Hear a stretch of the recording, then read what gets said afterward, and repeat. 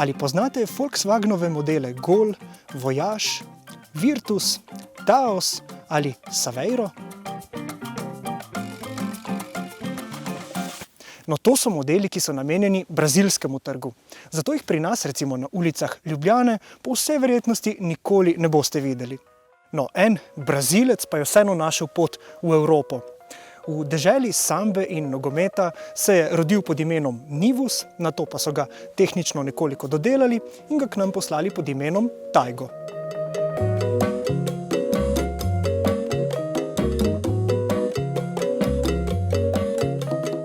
No, še preden si ga skupaj ogledamo od blizu, pa vas na hitro spomnim, da se naročite na naš kanal, saj v prihodnjih tednih sledi še veliko takšnih zanimivih avtomobilskih premier.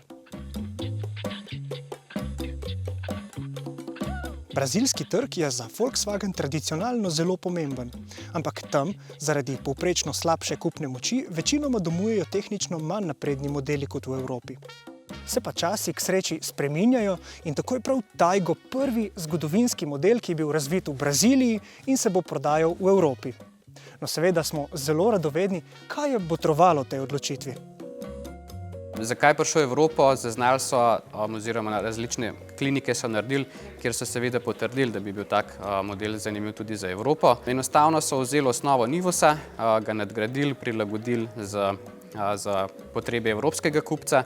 Tudi, naprimer, dizajn zadnjih luči je rahlo spremenjen v primerjavi z modelom Nivus. Prav tako ponuja LED matrične žaromete, ki jih Nivus ne ponuja, in pa sami materiali v notranjosti so potem na višji ravni kot pri modelu Nivus, ki prihaja iz Brazilije. Je zanimivo, lahko da se mogoče v prihodnje zgodi tudi še kakšen podoben dogodek, da model, ki se prodaja v Braziliji, pride konec konca tudi v Evropo, vkolikor se seveda pokaže dovolj zanimanja in pa povpraševanja po takšnih modelih.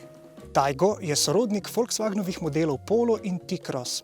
Od Pola je nekoliko višji, glavna razlika v primerjavi s T-Crossom pa je kupejevska linija oziroma elegantno spuščajoča streha. Torej gre za trendovskega, kupejevskega križanca.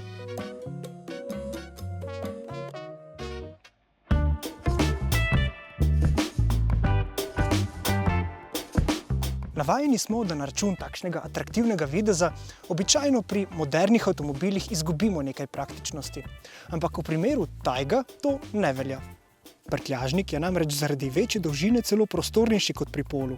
Skupaj imamo namreč za 438 litrov prostora, kar je že na nivoju avtomobilov golfovega razreda.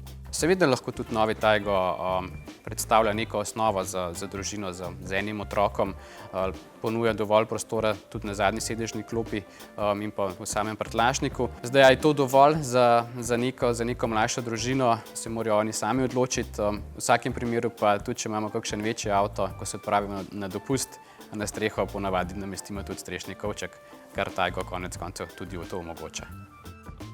Notranjosti že videno. Je namreč skoraj identična kot pri Polu, s to razliko, da se sedi nekoliko višje. Najbolj napreden asistenčni sistem je Travel Assist, ki združuje adaptivni tempomat in Lane Assist. Za še boljše delovanje pa bo skrbel volanski obroč, ki zaznava dotika voznikovih rok. Vsekakor bodo dobrodošli tudi opcijski matrični LED žarometi. No, kaj pa razpoložljivi pogoni? Ja, novi Taigo je mogoče naročiti z bencinskimi motorji, dvema bencinskimi motorjema, se pravi, imamo na voljo trivaljnik, ki razvije bodisi 70 ali 81 kW moči. V kombinaciji z 81 kW moči ga je mogoče naročiti tudi z avtomatskim DSG menjalnikom in pa seveda vozilo je mogoče naročiti tudi z 1.5 turbolitrskim motorjem, ki razvije 150 konjskih moči, je pa ta motor potem že opremljen z avtomatskim DSG menjalnikom. Sama vgradnja dizelskih motorjev v ta model ni predvidena, predvsem zaradi tega, ker nastopa, mi temu rečemo, v A0 segmentu, kjer so dizeli v preteklosti oziroma so odpadli, jih tudi ne ponujemo naprimer pri modelu Polo ali T-Cross.